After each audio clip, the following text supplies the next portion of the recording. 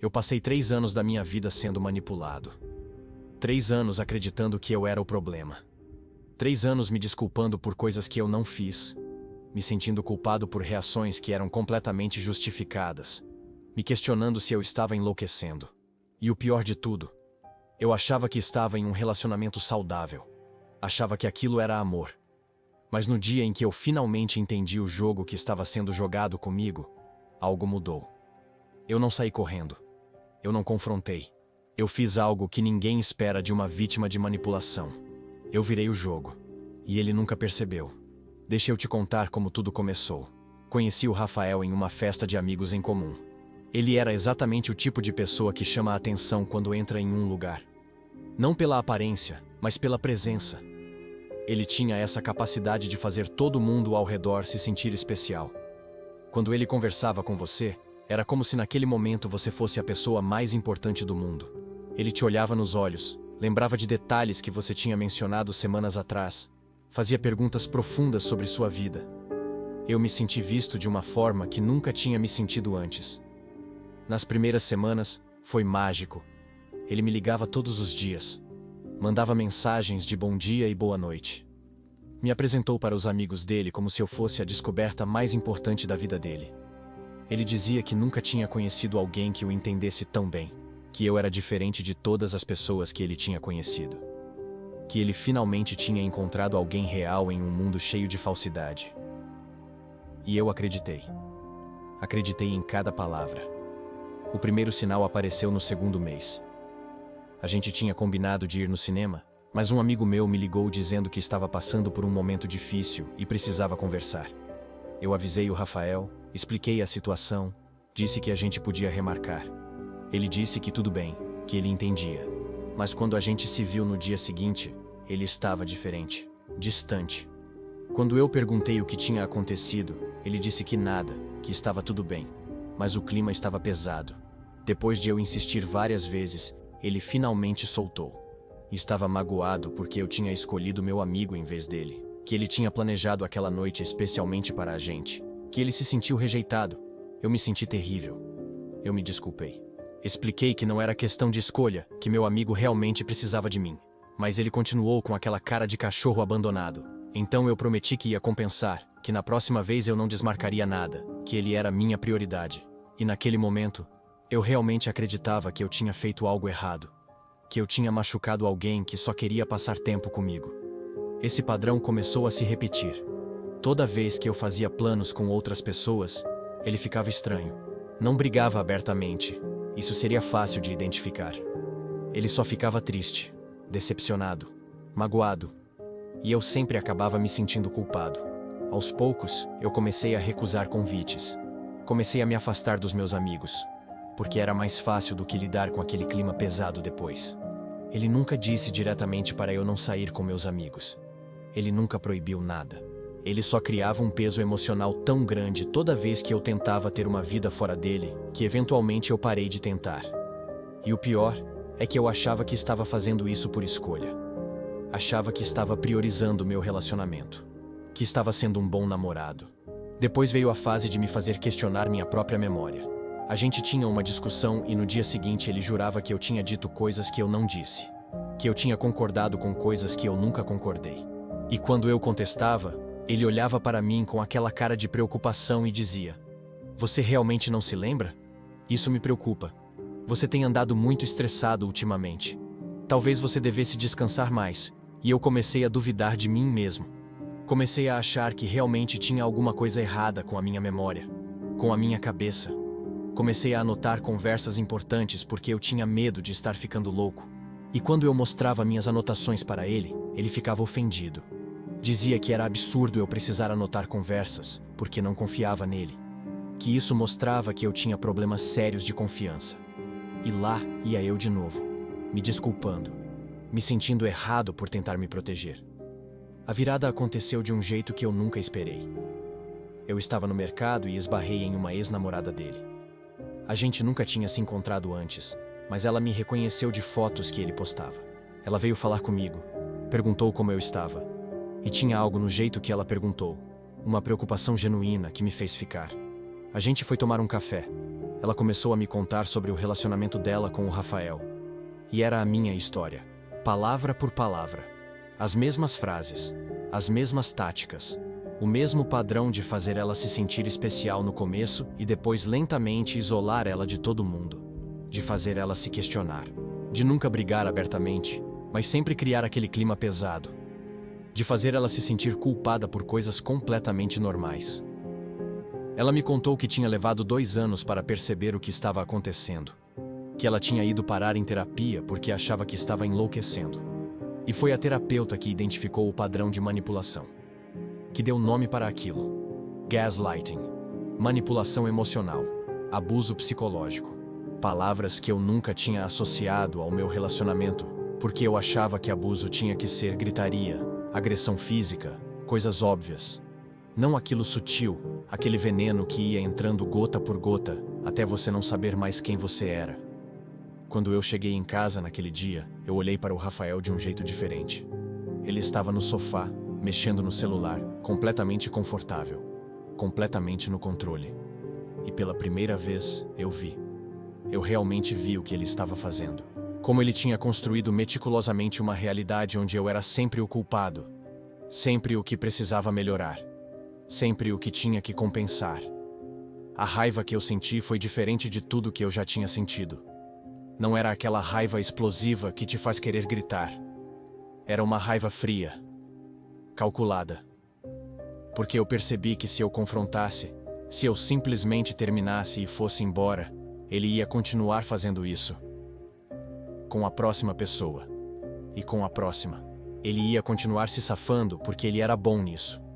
Porque ele tinha refinado aquela técnica ao ponto de ser quase imperceptível. Então, eu tomei uma decisão. Eu ia jogar o jogo dele. Mas melhor do que ele. Comecei devagar. Continuei sendo o namorado que ele tinha moldado. Atencioso, disponível, sempre me desculpando. Mas comecei a plantar sementes.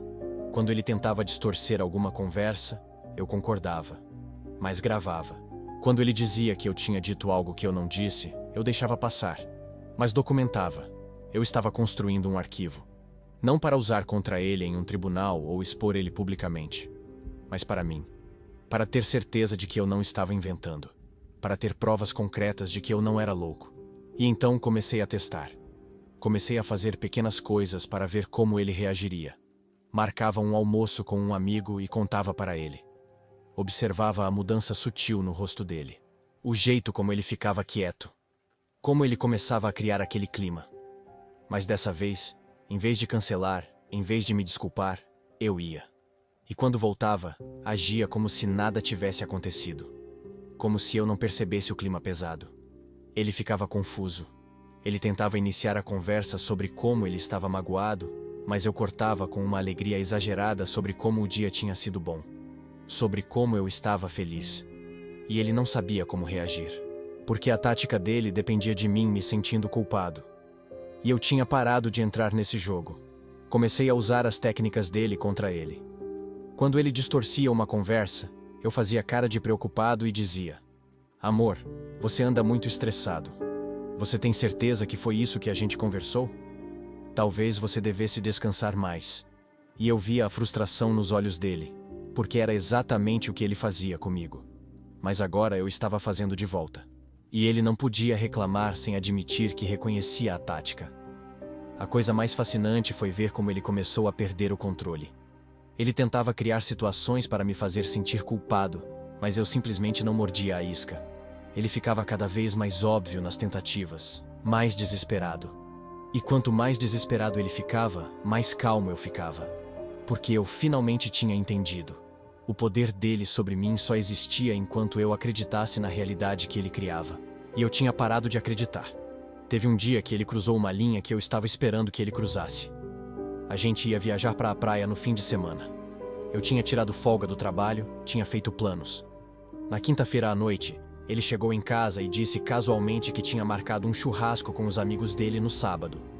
Que ele sabia que a gente tinha planos, mas que os amigos dele tinham insistido muito. Que ele tinha certeza que eu entenderia. Eu olhei para ele e sorri. Disse que tudo bem, que a gente podia viajar em outro fim de semana. Ele ficou visivelmente surpreso. Esperava resistência. Esperava que eu ficasse chateado para ele poder me fazer sentir egoísta por querer mantê-lo longe dos amigos. Mas eu dei a resposta que ele não esperava: aceitação completa. Aí, ele mudou a estratégia. Começou a dizer que, na verdade, pensando bem, os amigos iam entender se ele desmarcasse, que nossa viagem era mais importante, que ele não queria me desapontar. E aqui estava o teste. Ele queria que eu insistisse para ele ir no churrasco, para ele poder fazer cara de mártir, de alguém que sacrificou o que queria pelos amigos para ficar comigo, e depois usar isso como moeda de troca emocional por semanas. Mas eu simplesmente disse: não, vai no churrasco. Sério, tudo bem. Eu vou aproveitar o fim de semana para colocar algumas coisas em dia aqui mesmo. E aí ele ficou preso.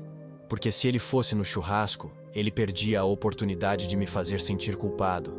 Mas se ele não fosse, ele não tinha como criar o drama que ele queria. Ele ficou tão confuso que acabou não indo nem no churrasco, nem na viagem. Ficou em casa o fim de semana inteiro de cara fechada, esperando que eu perguntasse o que tinha acontecido. Eu não perguntei. Os meses seguintes foram surreais. Eu estava vivendo uma dupla realidade. Por fora, eu era um namorado atencioso. Por dentro, eu estava observando cada movimento como um cientista observa um experimento. E quanto mais eu observava, mais eu via os padrões. As mesmas frases, as mesmas táticas, os mesmos ciclos. Ele não era um gênio da manipulação. Ele era só alguém que tinha encontrado um script que funcionava e repetia ele infinitamente. Comecei a me reconectar com meus amigos, mas de um jeito que ele não podia reclamar. Eu sempre convidava ele junto. E quando ele recusava, e ele sempre recusava porque não suportava dividir minha atenção, eu ia mesmo assim. E voltava feliz, postava fotos, mostrava que eu estava bem, que eu não precisava da aprovação dele para ter uma vida. Ele tentou a tática de fazer ameaças veladas de término. Aquilo de: às vezes eu acho que a gente quer coisas diferentes da vida. Será que a gente deveria dar um tempo? Isso funcionava antes porque me apavorava. Eu implorava para a gente não terminar. Prometia mudar, fazer melhor. Mas dessa vez eu disse: se é isso que você quer, eu entendo. E comecei a sair da sala. Ele me seguiu imediatamente. Disse que estava sendo dramático, que não era isso que ele queria, que ele só estava estressado com o trabalho.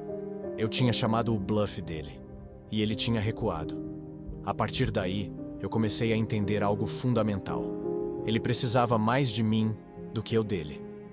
Não romanticamente, mas porque eu era a fonte de validação dele. Eu era o jogo que ele gostava de jogar. E jogadores precisam de jogos. Se eu saísse, ele teria que encontrar outra pessoa, recomeçar todo o processo de criar dependência emocional. Isso dava trabalho. Era mais fácil me manter. Então comecei a criar meu plano de saída. Porque o objetivo nunca foi ficar com ele. Era sair de um jeito que não me destruísse. De um jeito que me deixasse inteiro. Comecei a reconstruir minha vida financeira. Ele tinha me convencido ao longo dos anos a fazer escolhas financeiras que me deixavam mais dependente dele. Empréstimos que ele ofereceu pagar. Contas que ele insistiu em dividir de um jeito que me beneficiava no curto prazo, mas me prendia no longo prazo. Comecei a desfazer isso, devagar, sem alarde. Comecei a procurar apartamentos, só olhando, só me preparando. Reorganizei meus documentos, separei minhas coisas das coisas dele. Mentalmente eu já tinha saído. Fisicamente eu estava só esperando o momento certo. Esse momento veio 6 meses depois. A gente estava jantando e ele começou um dos ciclos dele. Aquela coisa de dizer que estava preocupado comigo, que eu andava distante, que ele sentia que eu não me importava mais. Que ele estava dando tudo de si e não recebia nada de volta. O discurso vitimista que sempre funcionava para me fazer implorar perdão e prometer ser melhor. Mas dessa vez, eu deixei ele terminar. Deixei ele fazer todo o teatro. E quando ele parou, esperando minha resposta desesperada, eu simplesmente disse: você tem razão. E fiquei em silêncio. Ele ficou esperando que eu continuasse, que eu me explicasse, que eu me defendesse. Mas eu não disse mais nada. Só concordei e voltei a comer. Ele ficou perplexo. Tentou continuar. Disse que a gente precisava conversar sobre isso. que ele não estava terminando comigo, só queria que as coisas melhorassem. E eu disse: eu sei. E continuei em silêncio. A confusão no rosto dele era visível. Ele tinha perdido completamente o controle da narrativa e não sabia como recuperar. Nos dias seguintes, ele tentou tudo.